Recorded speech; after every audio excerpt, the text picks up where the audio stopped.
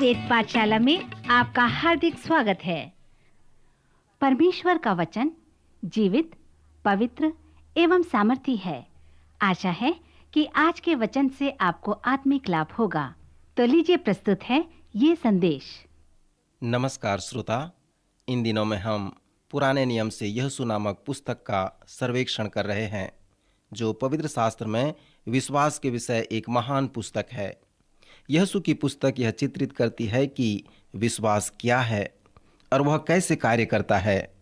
जैसे हमने पहले सीखा था कि गिनती की पुस्तक अविश्वास के विषय में है, परंतु यहोशू की पुस्तक इसके विपरीत है, अर्थात यहोशू की पुस्तक विश्वास के विषय में है। निर्गमन की पुस्तक का अर्थ बाहर निकलना है, क्योंकि इस पुस्तक में वे मिस्र से बाहर निकलते हैं। यहोशू की पुस्तक में वे लोग कनान देश अर्थात प्रतिज्ञा के देश में प्रवेश करते हैं, और जैसे हम उनके कनान देश में जाने के इतिहास का अध्ययन करते हैं तो हमें इस विषय पर विश्वास का एक बहुत बड़ा उदाहरण मिलता है। यहाँ पर विश्वास के विषय में लगभग 16 अलग अलग उदाहरण हैं। इस यहोशू की पुस्तक में जब आप विश्वास के सभी उदाहरणों को एक साथ लाकर रखते हैं तो आपको एक अच्छा विचार मिल जाएगा कि आप कैसे अपने आत्मिक संपत्ति को प्राप्त कर सकते हैं, या कैसे उन आशीषों को आप परमेश्वर से प्राप्त कर सकते हैं।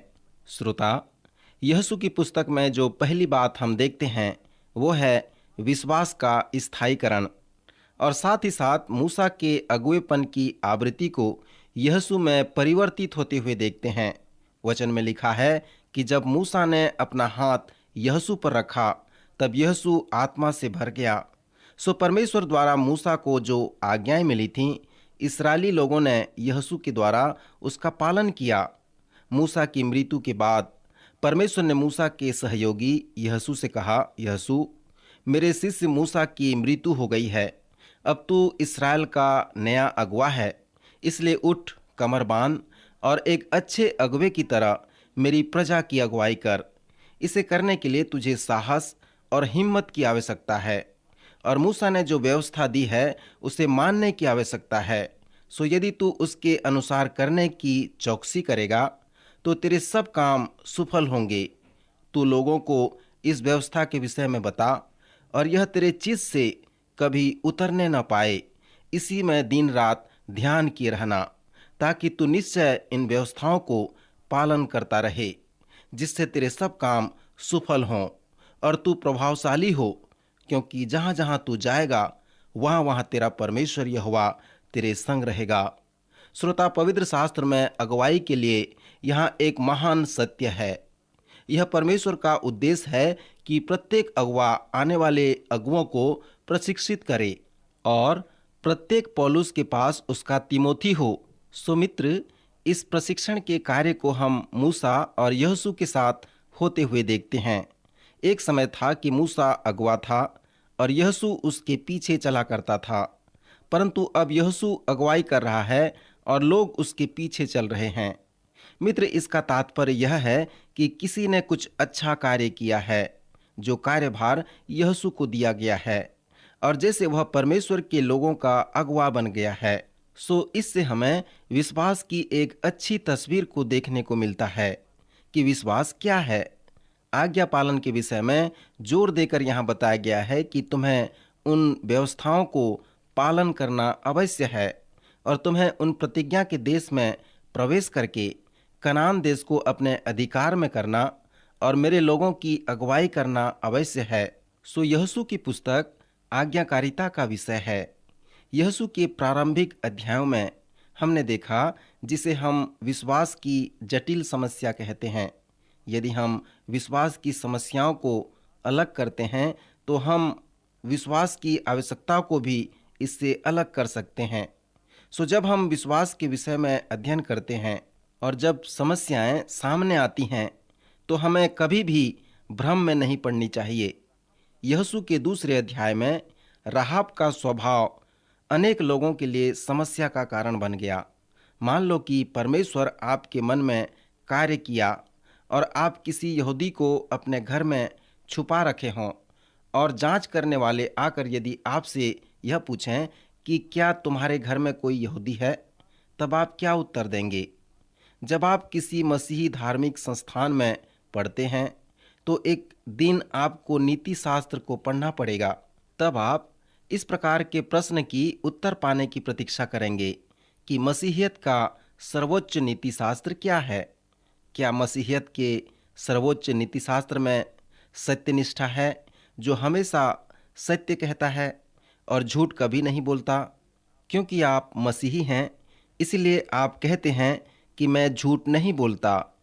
उस यहूदी को लेकर जला दें, और जब वे लोग यहूदी को हत्या करने के लिए ले जाते हैं और जला देते हैं, तब आप खड़े होकर ये कहते हैं, जब मैं यहाँ आया था उसी प्रकार आज भी मैं धर्मी हूँ। यह उन यहूदी के लिए बहुत ही बुरी बात है, परंतु मैं तो धर्मी हूँ। क्या मसीहियों का सर्वोच्च नीति शास्त्र यही है? यहोशू के 2 अध्याय में राहाब वेश्या इस प्रश्न का उत्तर कुछ इस प्रकार से देती है। कुछ यहूदी पुरुष उसके घर में आए और उस स्त्री ने उन पुरुषों को छिपा दिया, और जो अधिकारीगण उसके पास उनका पता करने को आए थे, उसने उन्हें दूसरे मार्ग में भेज दिया। मित्र, नए नियम के इब्रानियों की पत्री के 11वें अध्याय में हम राहाब वेश्या के विषय में इस प्रकार पढ़ते हैं, जहाँ पर उसे विश्वास की वीरांगना कहा गया है। सो इस प्रकार के कार्य द्वारा राहाब ने अपना जीवन बचा लिया। उसने उस यहूदियों को छिपा दिया और उन अधिकारियों को दूसरे मार्ग में भेज दिया। मित्र, इसी प्रकार से बहुत सारे लोगों के साथ समस्या है, वे इसे नहीं समझ पाते। परंतु यदि आप इस कहानी को निकटता से देखें तो आप यह देखने पाएंगे कि राहाब वेश्या इसलिए विश्वास की वीरांगना नहीं कहलाई कि उसने झूठ बोला, परंतु इब्रानियों का 11वां अध्याय कहता है, विश्वास ही से राहाब वेश्या आज्ञा न मानने वालों के साथ नाश नहीं हुई, इसलिए कि उसने भेदिये को कुशल से रख दिया। श्रोता, आप यहाँ पर देखें कि जब यहूदी भेदिये राहाब वेश्या के घर में आए, तब उसने उन्हें कुछ कहा जो विश्वास को प्रमाणित करता है। और फिर उसने कहा, मैं जानती हूँ कि तुम सच्चे व जीवते परमेश्वर के लोग हो। यह सुनते ही हमारा मन पिघल गया और तुम्हारे कारण किसी के जी में जी न रहा, क्योंकि तुम्हारा परमेश्वर यहोवा ऊपर के आकाश का और नीचे की पृथ्वी का परमेश्वर है।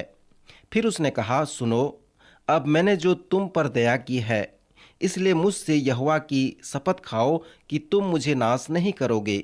सो उन्होंने उसके साथ वाचा बांधी और कहा कि तू हमारी यह बात किसी पर प्रकट न करना, और जब यहोवा यह देश हमको देगा, तब हम तेरे साथ कृपा व सच्चाई का बर्ताव रखेंगे। तब राहाब, जिसका घर शहरपना पर बना हुआ था और वह वहीं रहती थी, उसने उनको खिड़की से रस्सी के बल पर उतार दिया। मित्र, यह उद्धार का भी तस्वीर है। जैसे हम उत्पत्ति के पुस्तक में नूह के जहाज को देखते हैं कि जितने लोग उसके अंदर थे सब बच गए। उन्होंने उस स्त्री से कहा, सुन, जब हम लोग इस देश में आएंगे, तब जिस खिड़की से तूने हमें उतारा है, उसमें यही लाल रंग के सूत की डोरी बांध देना, और अपने अपने माता पिता, भाइयों वरन अपने पिता के सारे घरानों को इसी घर में अपने पास इकट्ठा कर रखना। यरीहो में सभी लोग मर जाएंगे, पर तुम बच जाओगे। श्रोता मित्र, वह क्यों बचाई गई? क्योंकि उसने भेदियों को छिपाया और झूठ बोला? नहीं, परंतु उसने विश्वास किया कि वे लोग परमेश्वर के लोग हैं और जीवते परमेश्वर उनके साथ है। यहाँ पर राहाब सच्चे व जीवते परमेश्वर के प्रति अपना विश्वास को प्रकट किया, और यह उसका विश्वास था जिसने उसको बचा लिया, उसका उद्धार कर दिया। संयोग से वह प्रभु यीशु मसीह के वंशावली में पाई गई, क्योंकि उसके पास ऐसा विश्वास था। मैं विश्वास करता हूँ कि जो लाल रंग की डोरी उसके घर में लटकाई गई थी, वो विश्वास की तस्वीर कहला सकती है। सो यहोशू के प्रारंभिक अध्यायों में हम देखते हैं कि विश्वास का स्थायीकरण मूसा से यहोशू में कैसे परिवर्तित होता है। फिर हम विश्वास की जटिल समस्या को देखते हैं। फिर हमारे पास विश्वास का एक सुंदर तस्वीर है। श्रोता मित्र, जैसे आप राहाब वेश्या के विषय में अध्ययन करते हैं तो उसके विषय में विश्वास के महत्वपूर्ण विषय को न भूलें। यह उसका विश्वास था जो उसे बचा लिया, और आप देखेंगे कि विश्वास के द्वारा ही सभी लोग बचाए जाते हैं। और यह राहाब प्रभु यीशु मसीह की एक महान और महान दादी माँ बनती है। फिर अध्याय 3 में आप विश्वास के प्रमाण को देखने पाएंगे। जब आप यहोशू की पुस्तक में आकर विश्वास के विषय अध्ययन करते हैं तो इस सच्चाई पर आप ध्यान करें। परमेश्वर पिता हमें ऐसा विश्वास देने का प्रयत्न कर रहा है ताकि हम अपने आत्मिक कनान में प्रवेश करें और सभी आत्मिक आशीषों की मांग करें। परमेश्वर पिता हमें प्रोत्साहित कर रहा है कि हमारा विश्वास पक्का हो। जब हम गिदोन में आएंगे तब हम इसके विषय में अध्ययन करेंगे। उसने उनको बाहर किया और परमेश्वर ने उसका आदर किया। भजन संहिता 37 उसके 23 पद में वचन इस प्रकार कहता है, मनुष्य की गति यहोवा की ओर से दृढ़ होती है और उसके चलन से वह प्रसन्न रहता है। अर्थात जब हम विश्वास की चाल चलते हैं, परमेश्वर उन्हें आशीषित करता है और हमें प्रोत्साहित करता है ताकि हम जानें कि हम जिस मार्ग पर चल रहे हैं उसमें वही हमारी अगुवाई कर रहा है।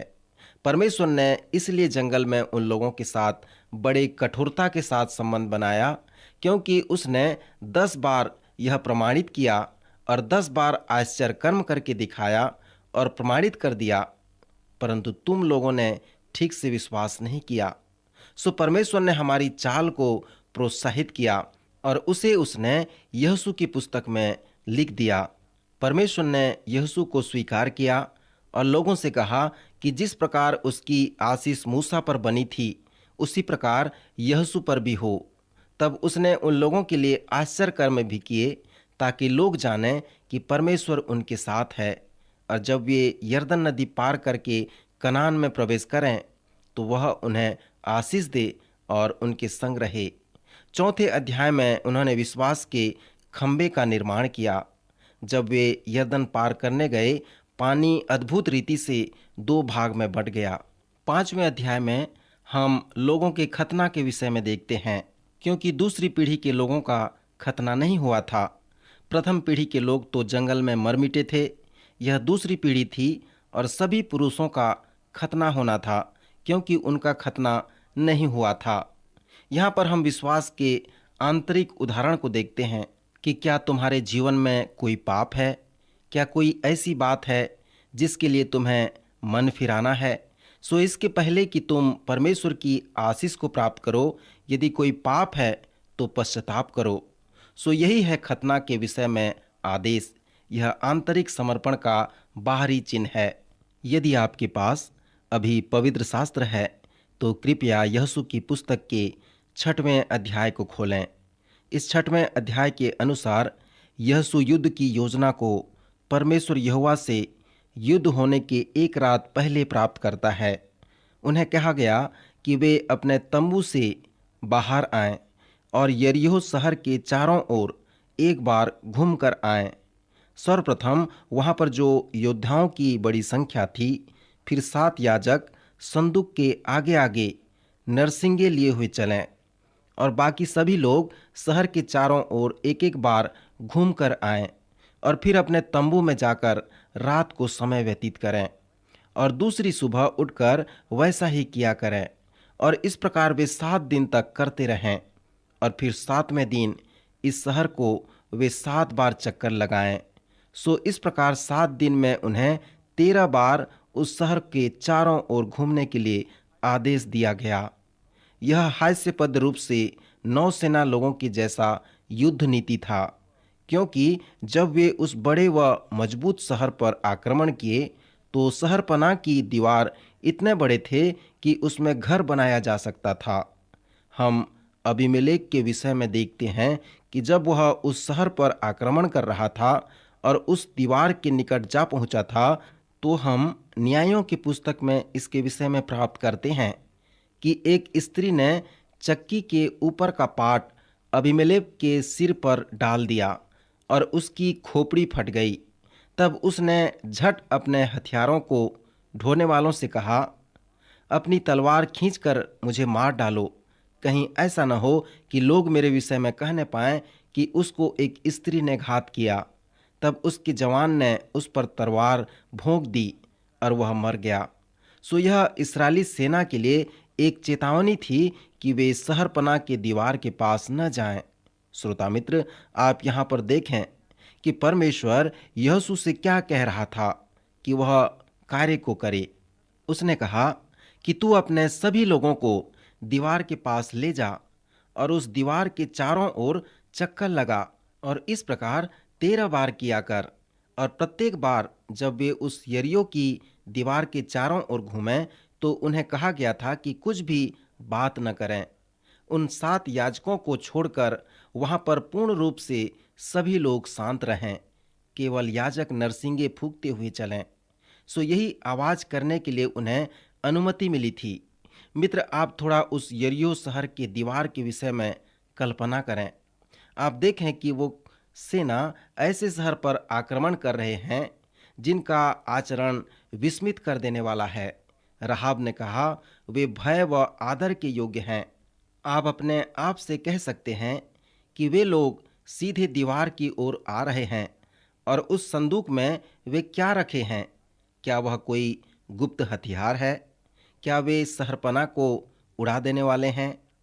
वो छोटे छोटे नरसिंगे क्या हैं जिसे याजक लोग बजा रहे हैं? श्रोता, वे अवश्य ही इस विषय में विचार किए होंगे। जब इस्राएली प्रजा शहर की चारों ओर घूम लिए तब मुझे ऐसा लगता है कि वे रात में तेल जलाकर यरीहो के युद्ध के लिए योजना बनाए। फिर उन लोगों ने क्या किया? दूसरी सुबह वैसा ही हुआ। यरीहो के लोग बहुत भयभीत हो गए थे क्योंकि उन्होंने इस्राएलियों पर कुछ नहीं डाला था। वे बहुत भयभीत थे। 6 दिन तक इस्राएली यरीहो के चारों ओर घूमने के पश्चात 7वें दिन वे 7 बार यरीहो की शहरपनाह के नीचे घूमे और उसके पश्चात यहोशू लोगों की ओर मुड़ा और उन्हें आज्ञा देकर कहा, जय जयकार करो। और लगभग 20-30 लाख लोगों ने जय जयकार किया। मित्र, क्या आप इतने लोगों की आवाज कभी सुने हैं? यह एक बहुत बड़ी आवाज है। कुछ धर्म विद्वान कहते हैं कि उनके चलने से ही शहरपनाह कंपित हो गया था, अर्थात वो दीवार टूटकर नष्ट हो गया था। कुछ लोग कहते हैं उनके आवाज से ही शहरपनाह टूट गया था। इब्रानियों की पत्री बताती है कि यरीहो की शहरपनाह विश्वास के द्वारा गिर पड़ी।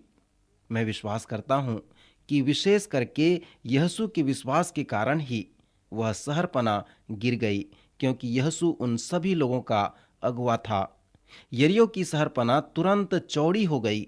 यदि आप आज भी यरीहो में जाते हैं तो आप उसके खुदाई को देख सकते हैं। यह खड़े हुए तो दिखते हैं, परंतु सचमुच में वे गिर पड़े हैं। जब यहोशू संपूर्ण रूप से परमेश्वर पर विश्वास किया और उसका भय माना, तब वहां पर भूकंप हुआ और उस भूकंप ने शहरपनाह को निगल लिया। दीवार गिर पड़ी और जमीन समतल बन गई, क्योंकि हम पढ़ते हैं कि भूमि ने संपूर्ण रूप से शहरपनाह को निगल दिया। मित्र, यह अद्भुत कार्य भी हो सकता है, जैसे हम नए नियम में पढ़ते हैं कि फिलिप्पी का जेल भूकंप से हिल गई और दरोगा जाग उठा और भागने लगा। सो यहाँ पर भी ऐसा ही हुआ। यहोशू की इस कहानी और यरीहो के युद्ध में आध्यात्मिक प्रयोग क्या है? मैं विश्वास करता हूँ कि आध्यात्मिक प्रयोग इस प्रकार हो सकता है। जब यहोशू ने लोगों को 13 बार यरीहो की शहरपनाह के चारों ओर चलने की अगुवाई प्रदान किया, तो यहोशू के पास एक योजना था। उसे मालूम था कि एक अच्छे सेना का उपाय क्या हो सकता है। मित्र, क्यों यहोशू ने बाद में उस योजना का उपयोग किया? क्योंकि यहोशू यह जानता था कि वह योजना परमेश्वर की योजना है, इसलिए उसने उस योजना का उपयोग किया। उसे यह भी मालूम था कि परमेश्वर ने उसे कहा है कि वह उस कार्य को करे। यहोशू का 6वां अध्याय यहोशू की संपूर्ण पुस्तक के समान है। यह बताता है कि विश्वास क्या है और वह कैसे कार्य करता है। यहोशू के 6वें अध्याय में यरीहो का युद्ध इस प्रकार के विश्वास के विषय में वर्णन करता है और इससे हमारे लिए यह संभव होता है कि हम उस आत्मिक प्रतिज्ञा के देश में प्रवेश कर सकते हैं और उस आश्चर्य कर्म को प्राप्त करके एक धर्मी भक्ति का जीवन व्यतीत कर सकते हैं। इस प्रकार का विश्वास व्यवहारिक है। यह ऐसा विश्वास है जो चलता है, जैसे कि यीशु और सभी लोगों ने यरीहो के चारों ओर 13 बार चला। सो मित्र, यही है विश्वास। विश्वास का संकल्प यह नहीं कि हम उसे कठिनाई से समझें, परंतु विश्वास आज्ञाकारिता है। आज्ञाकारिता विश्वास का स्पष्ट अभिव्यक्ति है, क्योंकि विश्वास एक चाल है।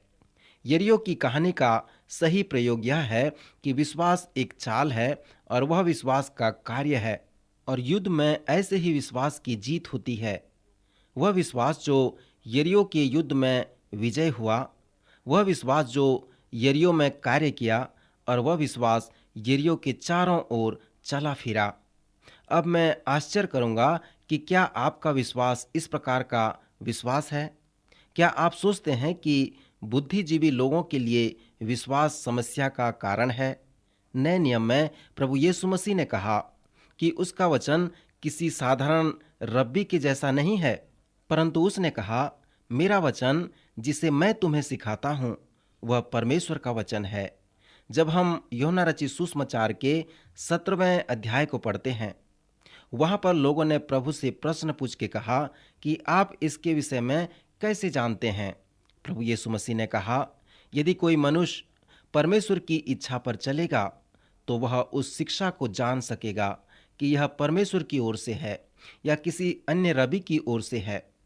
प्रभु यीशु मसीह का तात्पर्य यहाँ पर यह था कि यदि तुम सचमुच में जानना चाहते हो तो तुम्हें करना पड़ेगा। यह बुद्धिजीवी लोगों के विपरीत है।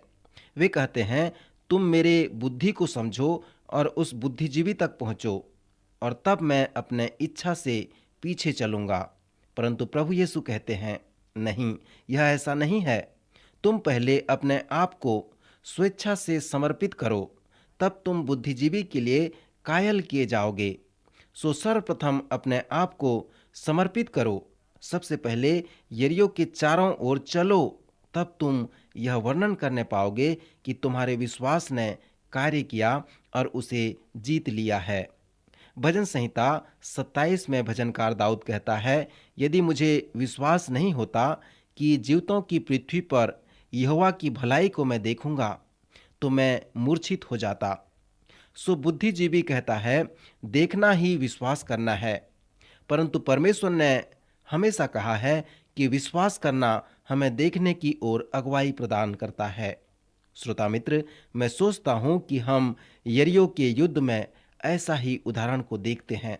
जब इस्राएली प्रजा विश्वास के साथ अपने आप को समर्पित कर दिए और विश्वास द्वारा यरीहो के चारों ओर 13 बार चलकर घूमे, सो परमेश्वर को प्रमाणित किया और परमेश्वर ने उन्हें प्रमाणित कर दिया। मैं एक ऐसे व्यक्ति को जानता हूं जो परमेश्वर द्वारा बुलाया गया जन था। वह परमेश्वर के साथ चलने वाला जन था। उसका नाम डॉक्टर क्लेरेंस जोन्स था। परमेश्वर की अगुवाई से वह एक रेडियो स्टेशन क्यूटो में बनाना चाहता था और उसने उसे बना लिया। उसने कहा कि परमेश्वर एक दिन उसे अगुवाई प्रदान करेगा कि वह एक विशेष पर्वत पर प्रसारण कार्य को प्रारंभ करेगा। उसने कहा, परमेश्वर ने उसे स्पष्ट रूप से बताया है कि वही टावर बनना चाहिए और उसने ईश्वरी रेडार नाम दिया। परमेश्वर ने उसे बताया कि कहाँ पर एंटीना लगाना चाहिए। उसके इंजीनियर ने कहा, यह तुम्हारी गलती है। वह पहाड़ में जो खनिज है वहाँ पर चुंबकत्व है, सो वहाँ से संकेत नहीं भेज सकते। डॉक्टर जोन्स ने फिर प्रार्थना की। परमेश्वर ने कहा, वही पर्वत एक स्थान है जहाँ पर तुम्हें टावर बनाना है। डॉक्टर जोन्स का विश्वास पक्का हो गया। वह इंजीनियर और परामर्श देने वालों के विरोध में हो गया। उसने कहा, कृपया उसी पर्वत पर वह टावर बनाया जाए। जब बनाया गया तो वहाँ पर बहुत ही स्पष्ट रूप से रेडियो स्टेशन चला और उसका प्रसारण पूरे पृथ्वी पर हुआ। डॉक्टर जोन्स ने उस स्टेशन से पूरे संसार के लिए भाषण दिया। मैं परमेश्वर का धन्यवाद करता हूँ कि लोगों के लिए जो इस ईश्वरीय रेडार पर विश्वास करते हैं, मैं विश्वास करता हूँ कि अभी भी यह संभव है कि परमेश्वर हमसे बातचीत कर सकता है। यह अभी भी परमेश्वर के लिए संभव है कि वह अपनी योजना मुझे बता सकता है और मुझसे अपना कार्य करवा सकता है। कभी कभी परमेश्वर जानबूझकर अपनी योजना के तहत हमारे विश्वास की परीक्षा करता है, जैसे उसने यहोशू के साथ यरीहो की जीत के लिए किया। सेना की जो योजना परमेश्वर यहोशू को दिया वह हास्यास्पद था। परमेश्वर पिता हमें भी ऐसी योजना देता है जिससे हमारे विश्वास की जांच हो सके। परमेश्वर पिता आज के इन वचनों द्वारा आपको आशीष दे, आपकी सहायता करे।